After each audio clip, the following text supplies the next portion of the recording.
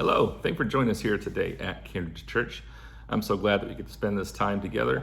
I was thinking about Christmas, as we all are thinking a lot about Christmas to this time of year.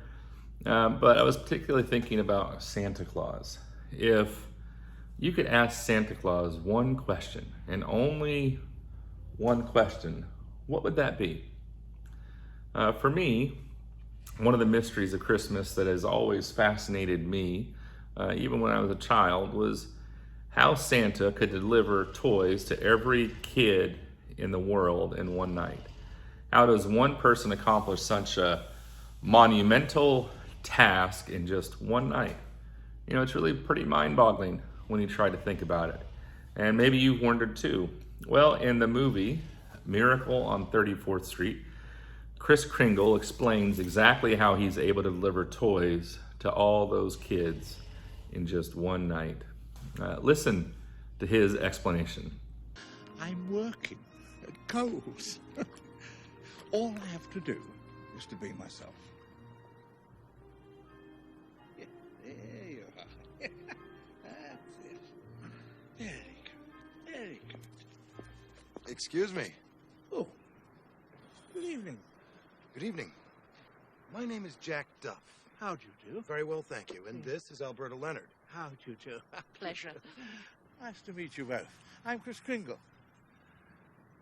Well, Mr. Kringle, we're with Shoppers Express, the department store. Oh, yes. You've got the Peter Pollywog on sale. Right. Yeah. Yes, we do. We want you to be our main Santa Claus. We have over 7,000 stores worldwide, but you would be the #1 guy. Well, I'm sorry to disappoint you, but the people at Coles have already hired me. In fact, I've signed a contract. If you'll excuse me, it is getting a bit late. Could we give you a ride? That's very kind of you, but I can walk. I mean, it's probably out of your way. Where are you going? 114th Street, the Mount Carmel Senior Center. We're going right by it. It's on our way. Well, thank you so much. Bye-bye, Prancer. Bye-bye, Dancer.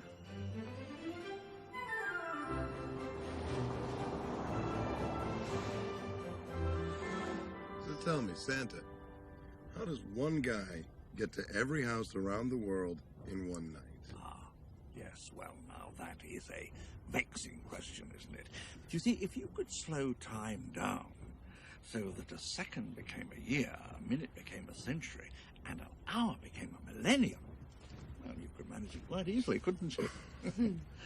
Mind you, I remember before, 100 years ago, before the population explosion, I could manage to deliver all my goods and have enough time left over for a late supper, a nap, and a round of golf with the Easter Bunny. He winters in New Zealand, you know.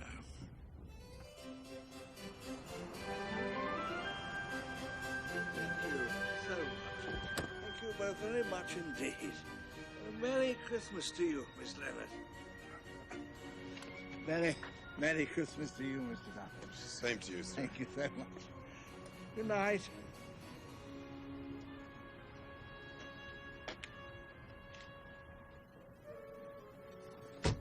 He's completely out of his mind. Imagine, Cole's hiring a guy as nutty as that. Could become a problem for him. I know what you mean. The Easter Bunny. God chose to enter the world as a helpless, defenseless baby. But the really weird part is that God chose to be born to humble, very poor parents.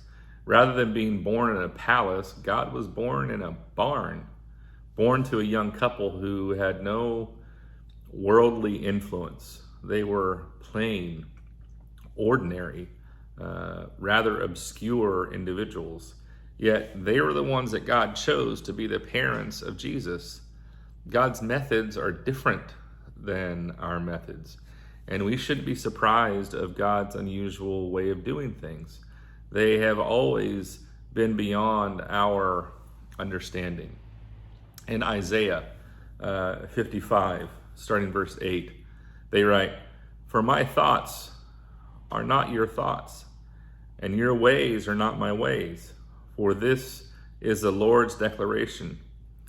For as heaven is higher than the earth, so my ways are higher than yours, and my thoughts are higher than your thoughts.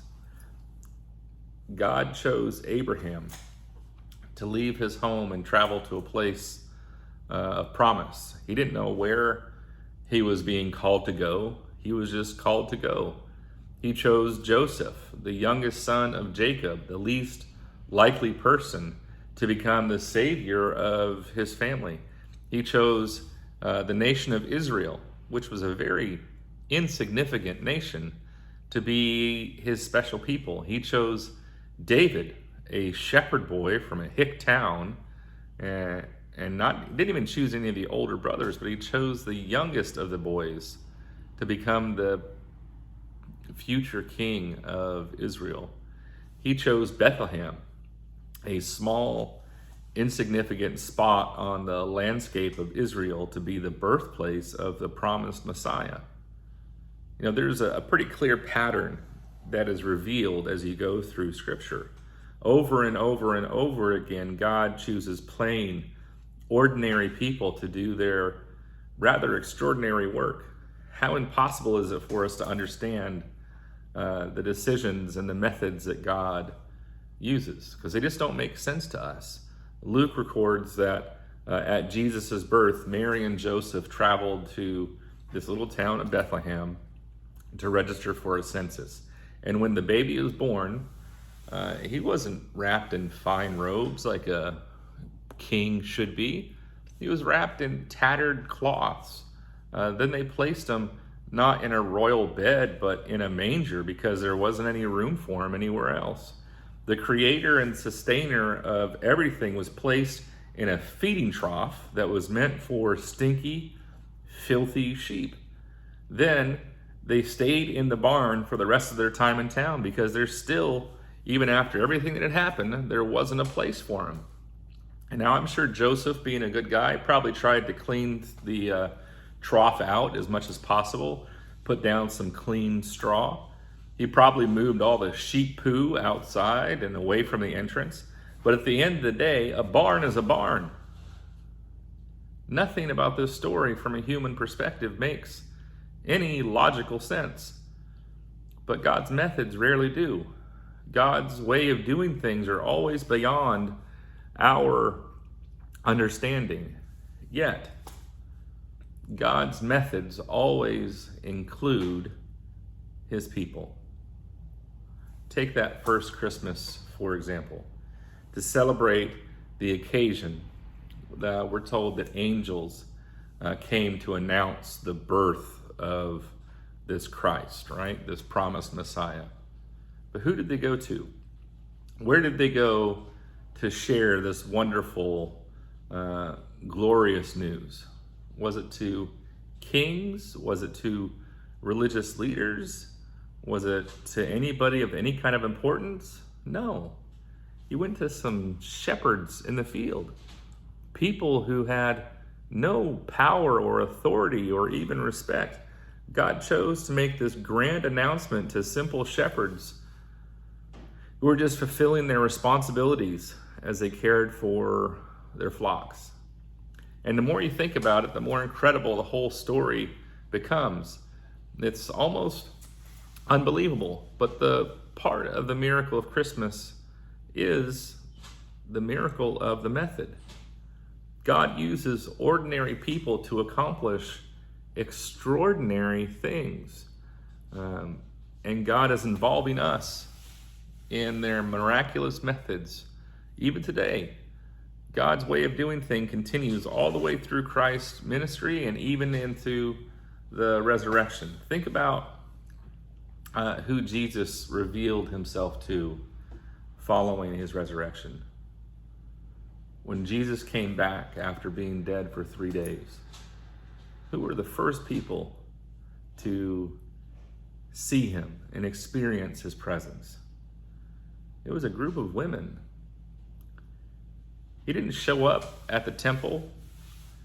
He didn't go to these religious leaders and boast before the Sanhedrin, saying, "I told you so."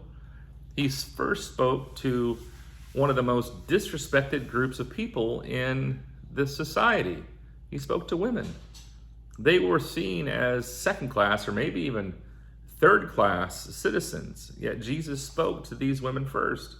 Now, if I had devised this plan when Jesus rose from the dead, he would have first returned to Jerusalem and rubbed everybody's noses in it. But God's plan was so different.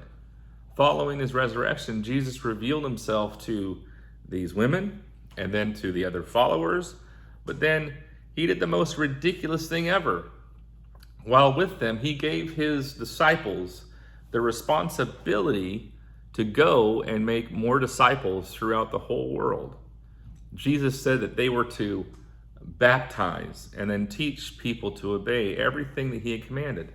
In other words, to the small group of uneducated, blue-collar workers, a deeply hated tax collector, a hate-filled zealot, and some women with a questionable past, all who had no formal training in global communication or public speaking. They didn't even have any recognizable leadership skills. But to these people, Jesus entrusted the gospel and the future of the church. Think about the magnitude of what Jesus did here. The salvation of the world rested in the hands of these few followers, people who were simple and ordinary. Once again, it is impossible for us to understand his decisions and methods. Paul commented on God's methods as using ordinary people to accomplish this extraordinary work when he wrote in 1 Corinthians, "Consider who you were when God called you to salvation. Not many of you were wise scholars by human standards, nor many of you in positions of power. Not many of you were considered elite when you answered God's call. But God chose those whom the world considered as foolish to shame those who think they are wise. And God chose the puny and powerless to shame the high and mighty. God chose the lowly, the laughable in the world's eyes, the nobodies, so that they would shame the somebodies. God chose what is regarded as insignificant in order to supersede what is regarded as prominent, so that there would be no place for pride, boasting in God's presence. For it is not from people that we draw our life, but from God as we begin to join Jesus, the Anointed One. And God's methods haven't changed. God still uses ordinary people to accomplish extraordinary work. Our abilities are not as important as our attitude and simply our availability. God has entrusted the good news of salvation to you and me. And here's another cool thing about God's methods. God's methods sanctify us. God is at work in our lives and in ways that we do not and cannot fully comprehend. I mean, in the same way that I would have written the plan of redemption differently, I would have also written the plan for sanctification differently. For example, if sanctification were up to me, this is just if it was up to me, once beginning this spiritual journey, loving people would be easy. I would never have any problems in life or problems with people. Life would be a kind of heavenly bliss until I finally arrived at that eternal rest. But this isn't our existence at all, and we know that. We experience problems and pain and pressures in spite of being followers of Christ. We experience struggles and sickness. We experience temptation and failure. We take one step forward in spiritual growth, and then we follow it with 3 steps backwards. And loving people can be downright difficult. And some people just make it almost impossible to really love them. There are victories and celebrations, yes, but they're often accompanied by defeat and despair. And this is not the way that I would have written the story about Christ and our sanctification. Now, I don't know why difficult or painful things are happening in your life. I don't know why they happen in my life. But when we are experiencing these difficult or maybe confusing circumstances, we are not left in a place of despair. We can trust that God is at work in our lives and at work for our good. And in that, we must choose to believe that God is working to shape and to mold us so that we can become more like Christ. But this requires us to believe what Paul talks about in Romans 8 when he writes, "We know that all things work together for the good of those who love God, those who are called according to his purpose."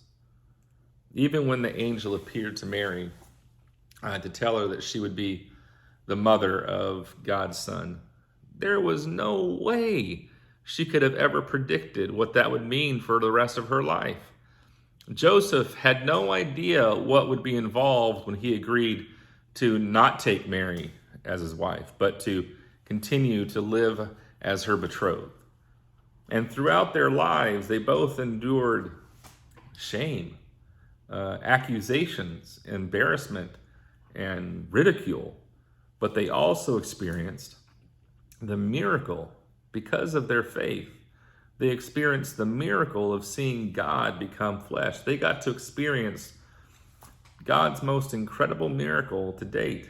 The cost of following God's plan was worth drawing near to the Eternal One. And God is at work in the same way in your life to produce a beautiful work. God is at work in our lives to produce, think of it like a tapestry, a beautiful tapestry. Now, from our perspective, as we look at this tapestry, we only see the back embroidery, right? We only see the back of it. But the front, things from God's perspective, reveal a beautiful picture. We're looking at the underside, and we don't understand why it looks so weird, and everything is so confusing.